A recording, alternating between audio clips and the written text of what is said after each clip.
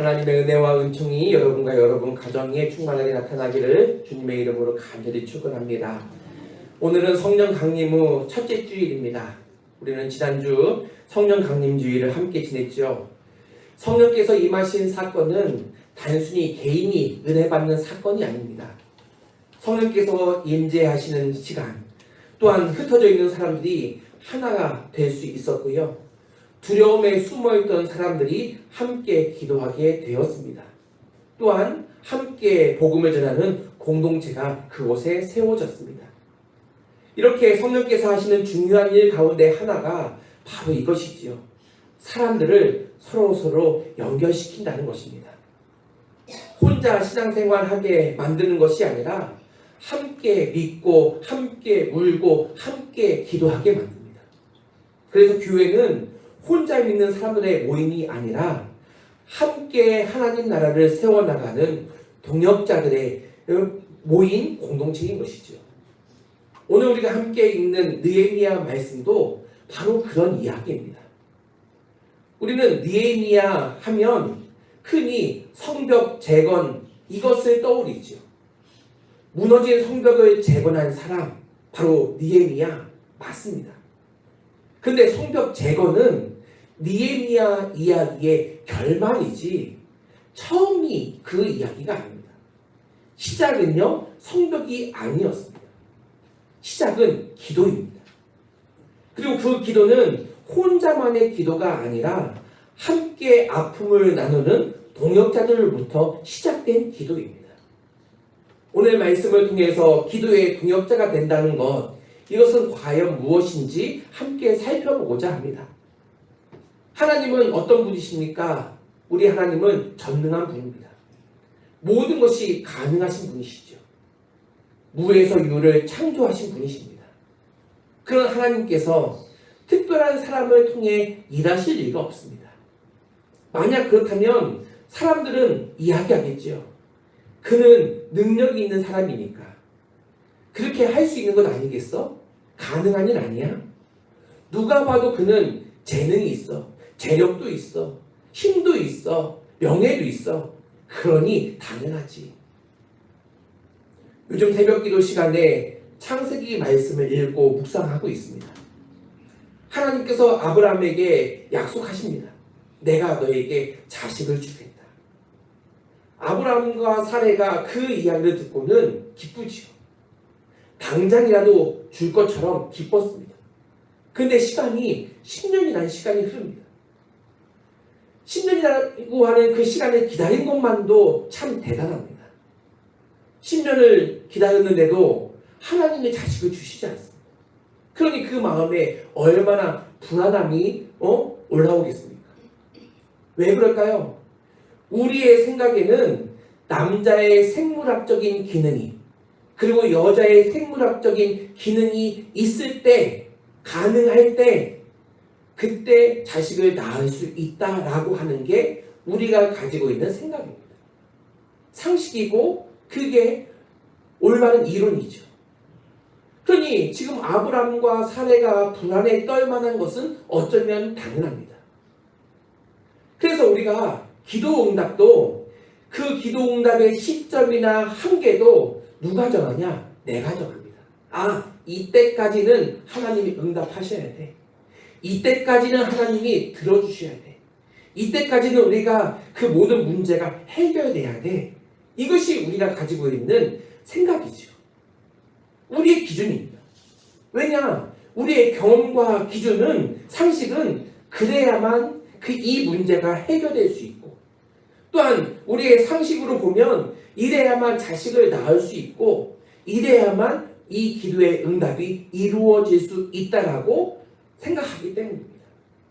근데 하나님은 어떻습니까? 내 능력으로 할 수 없다고 생각할 때 하나님은 일하십니다. 그래서 낳은 아이가 이삭이죠. 그래야 하나님이 주신 아들이 되는 거 아니겠습니까? 만약 아브라함과 사레가 능력이 있을 때 그 아이를 낳는다면 그 순간은 맞아, 하나님이 주셨어. 하나님이 우리 기도에 응답하셨어. 하나님이 약속하신 것 우리에게 이루어 주셨어. 라고 그 순간은 말할 수 있습니다. 그런데 시간이 조금 지나고 흐르고 나면 하나님은 온데간데 없죠. 그리고 내가 그 모든 공이 나에게 넘어옵니다. 하나님이 우리에게 주셨어가 아니라 이제는 내가 낳았어. 내가 낳은 아들 이삭이야. 라고 결론 짓게 되죠. 그래서 하나님은 그 시간을 내가 할 수 없을 때 하나님이 일하시는 시간 속으로 우리를 인도해 가셨던 것입니다. 또 유대인들에게 가장 큰 영적인 스승이 있죠. 모세가 있습니다. 모세도 정말 하나님의 은혜로 공주의 아들로 자라갈 수 있었습니다. 하지만 유모인 생모 밑에서 자라면서 그 이스라엘 백성의 피, 유대인의 피가 흐르게 되었습니다. 민족의 힘, 유대인 민족의 힘이 그 안에 흘러내려왔습니다. 자기 동족이 고난당하는 모습을 보자 참지 못하고 그를 죽였죠. 그래서 결국에는 광야로 도망칠 수밖에 없었습니다. 하나님께서 가장 힘있을 때 그를 사용하신 것이 아닙니다. 우리의 생각으로는 어떻습니까? 그가 40세 때 40세면은 남자로서 힘도 어느 정도 보탤 수 있고요. 또 그의 배경, 애굽의 왕자로서 그가 공부했고 배워왔고 인맥과 그 모든 것을 다 사용해서 그 어려움을 해결할 수 있는 여러 가지 여건이 되었습니다. 하지만 하나님은 그때 모세를 사용하지 않고 그를 광야로 보냅니다. 80세 힘이 다 빠진 그때 하나님은 다시 그를 부르시죠. 그래서 민족의 지도자로 세워주셨습니다. 아브라함과 사레를 통해서 낳은 이삭, 또 모세, 정말 이들만 봐도 힘이 다 빠졌을 때, 우리의 힘으로 할 수 없을 때 하나님은 그를 들어 사용하셨습니다. 이렇게 하나님은 평범한 사람, 내 능력으로 할 수 없다라고 말하는 그 사람을 통해 일하십니다. 힘 있다고 자랑하는 자를 사용하시는 것이 아니라 내 힘으로 불가능하다 여기는 그 한 사람을 통해서 하나님은 일하시지. 그래야 하나님의 일하심이 이 세상에 드러나고 하나님께서 그만큼 영광 받으시는 것 아니겠습니까? 그러면 느헤미야는 어떤 사람인지 우리가 좀 살펴볼 필요가 있습니다. 느헤미야는요, 목사가 아닙니다. 제사장도 아닙니다. 그렇다고 선지자도 아닙니다. 왕궁에서 일하는 관리자였을 뿐입니다. 당시 세계 최강국이었던 페르시아, 바사 제국의 수도, 그 수상궁에서 근무하는 관리자였을 뿐입니다. 느헤미야의 직업은 왕의 술 맡은 관원이었습니다. 오늘날로 말하면 대통령 비서실 직원 그 정도 되는 꽤 중요한 자리에 있었던 사람입니다. 왕이 마시는 술을 먼저 맛보는 사람이죠.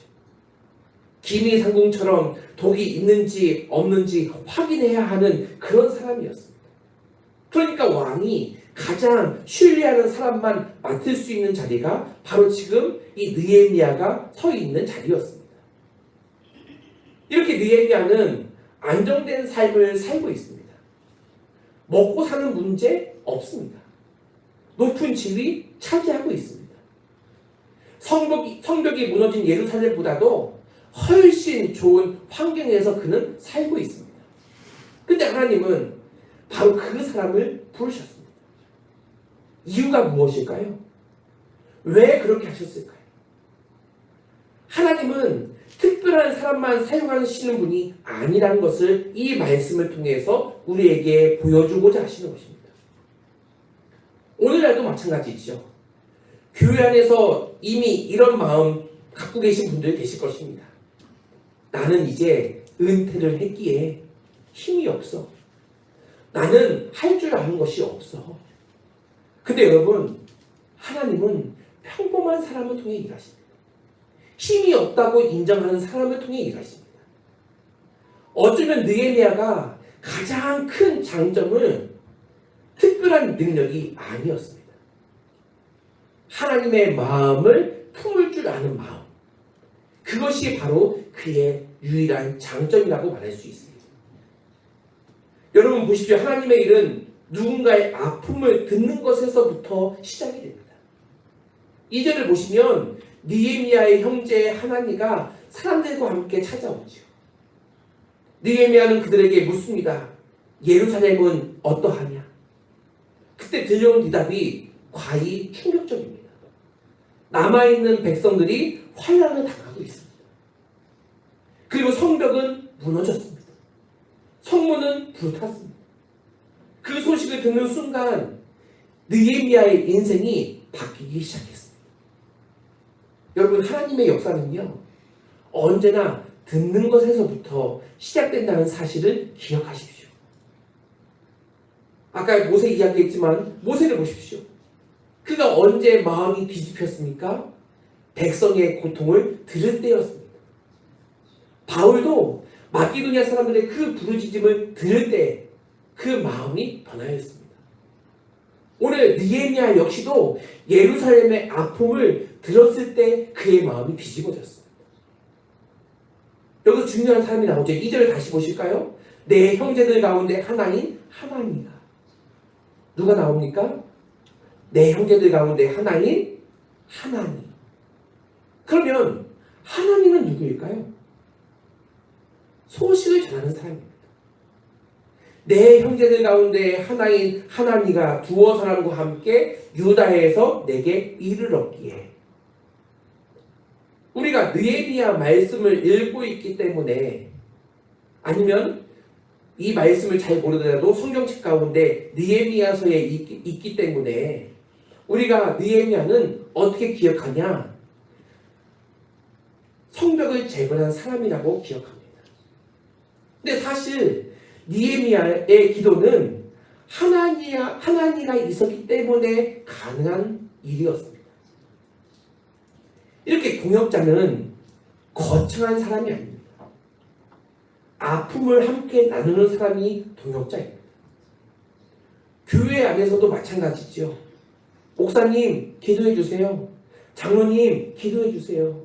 지사님 좀 저를 위해서 기도해 주세요. 성도님 우리 함께 기도해 주세요. 이 말이 얼마나 귀한 말인지 모릅니다. 성도는요, 혼자 견디라고 부름받은 사람이 아니거든요. 함께 기도하라고 부름받은 사람이거든요. 그러므로 여러분, 나와 함께 믿음의 길을 걸어가는 옆에 있는 성도의 아픔을 보십시오. 그의 허물을 찾아내서 그것을 무기로 삼으라는 말이 아닙니다. 그의 아픔을, 그의 고통을 살펴서 함께 기도하자는 것이죠. 느헤미야는요, 남의 아픔을 자기의 아픔으로 받아들인 사람입니다. 느헤미야에게서 놀라운 것을 우리가 발견할 수 있는데요. 느헤미야는 예루살렘에 살지 않는다는 데 있습니다. 그곳에서 고생하지도 않았고요. 직접 피해를 입은 사람도 아닙니다. 보통 우리가 나랑 관계 있는 사람이 어려움을 당하면 더 마음이 요동칩니다. 평소에는 그 사건의 소식을 들어도 아무렇지 않게 여겨지는데 나와 조금이라도 뭔가 관계가 있고 연결이 되어 있으면 그 사건은 다른 사건이 되어버립니다. 근데 지금 느헤미야는 예루살렘에 살고 있지도 않고 예루살렘에서 고생하지도 않고 직접 피해를 입은 것도 아닌데 지금 느헤미야에게 들려온 그 소식은 가슴을 미어지게 만들었습니다. 4절을 보실까요? 내가 이 말을 듣고 그 다음에 뭐라고 나옵니까? 앉아서 울고 울었다고 합니다. 이게 중요하죠. 우리는 보통 문제를 들으면 어떻게 합니까? 평가부터 합니다. 왜 그렇게 되었을까? 뭐가 문제였기에? 뭐를 잘못했기에? 뭐가 꼬여서? 등등 여러 가지 말로 평가를 하기 시작합니다. 근데 지금 느헤미야는 분석하기 전에 울었습니다. 공감을 했죠. 마음을 같이 했습니다. 이것이 바로 성령께서 주시는 마음이죠. 예수님도 그러셨잖아요. 나사로의 무덤 앞에서 우셨습니다.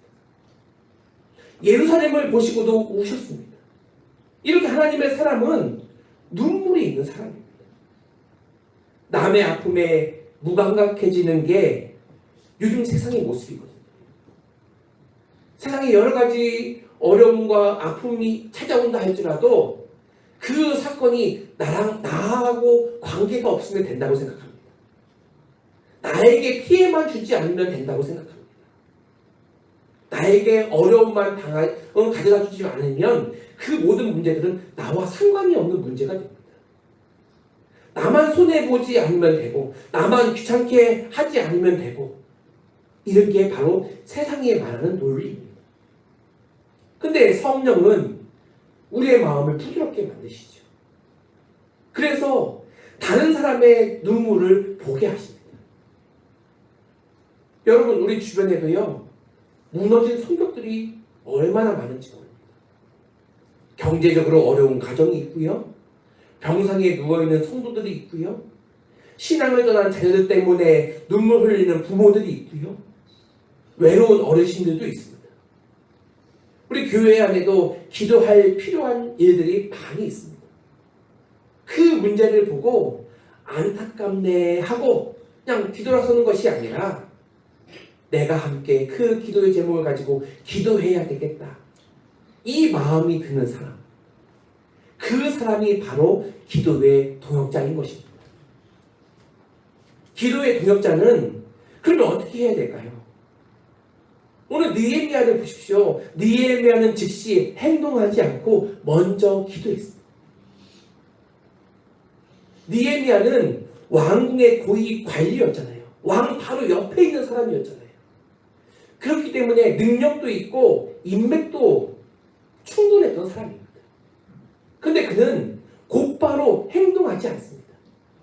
먼저 기도하죠. 4절을 다시 보실까요? 수일 동안 슬퍼하며 금식하며 하늘의 하나님 앞에 기도하였다. 여러분 이것이 느헤미야의 위대함입니다. 세상은요 행동부터 하라고 말합니다. 그런데 하나님의 사람은요 기도부터 하죠. 기도는 나약하기 때문에 하는 것이 아닙니다. 아무것도 안 하는 시간이 아닙니다. 하나님께서 일하시도록 맡겨드리는 시간이 바로 기도의 시간입니다. 그래서 느헤미야서를 읽다 보면 중요한 순간들마다 기도가 나옵니다. 왕 앞에 설 때에도 기도하고요. 공사를 시작할 때에도 기도하고요. 방해를 받을 때에도 기도합니다. 이렇게 느헤미야는 기도로 시작하고 기도로 버티고 기도로 승리하는 삶을 살아가죠. 그래서 기도의 동역자는 가치를 어디에 두느냐, 내가 처한 문제보다 하나님을 크게 보는 사람입니다. 5절을 보십시오. 느헤미야의 기도는 하나님을 찬양하는 것으로부터 시작됩니다. 왜 그렇게 했을까요? 그 이유는 무엇 때문일까요? 문제만 보면 어떻습니까? 절망하기가 쉽습니다. 포기하기 쉽습니다. 현실이 어떻습니까? 예루살렘은 무너졌고요. 백성들은 지쳐있고요. 상황은 암담합니다. 그런데 느헤미야는 그 문제를 보는 것이 아니라 하나님을 보고 있습니다. 크고 두려우신 하나님, 언약을 지키시는 하나님, 상황은 무너졌습니다. 참담합니다. 그렇지만 하나님은 무너지지 않으신 분이십니다. 할렐루야. 여러분 우리도 마찬가지입니다. 상황에 따라서 가정이 흔들릴 수도 있고요. 건강이 흔들릴 수도 있습니다. 경제의 상황이 흔들릴 수도 있고요. 또 교회도 어려움을 만날 수 있습니다. 그러나 하나님은 흔들리지 않으시는 분입니다. 아멘. 그래서 기도는요 상황을 부정하는 것이 아닙니다. 우리가 기도한다고 당장 눈앞에 있던 문제가 한순간에 사라지는 것도 아닙니다. 그렇지만 왜 우리가 기도하느냐? 내가 처한 상황보다도 하나님이 더 크심을 믿고 있기 때문에 기도하는 자리에 서는 것입니다. 여러분, 느헤미야는 혼자 성벽 세우지 않았거든요. 하나님과 있었고요.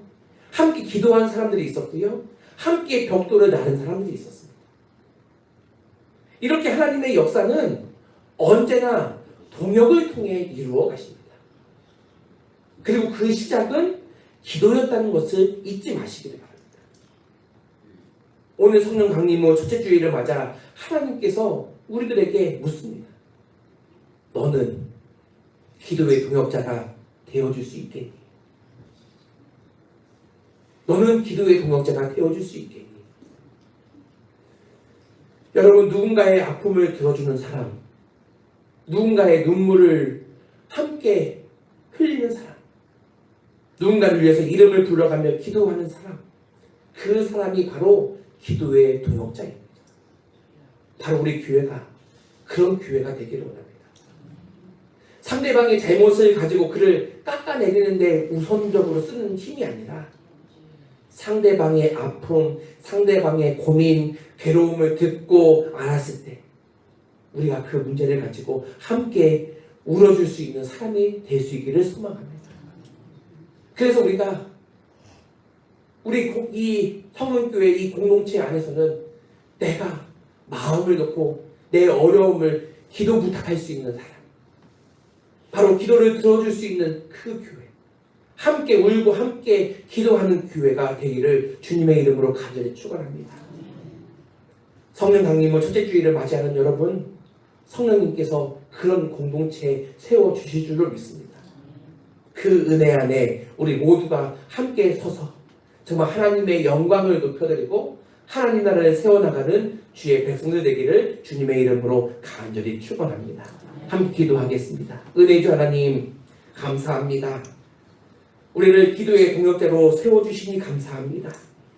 느헤미야가 예루살렘의 소식을 하나님을 통해 들었을 때 함께 울고 함께 기도했던 것처럼 우리도 함께 울고 함께 기도하며 주님 안에서 한 지체로서의 삶을 살아갈 수 있게 하여 주시옵소서.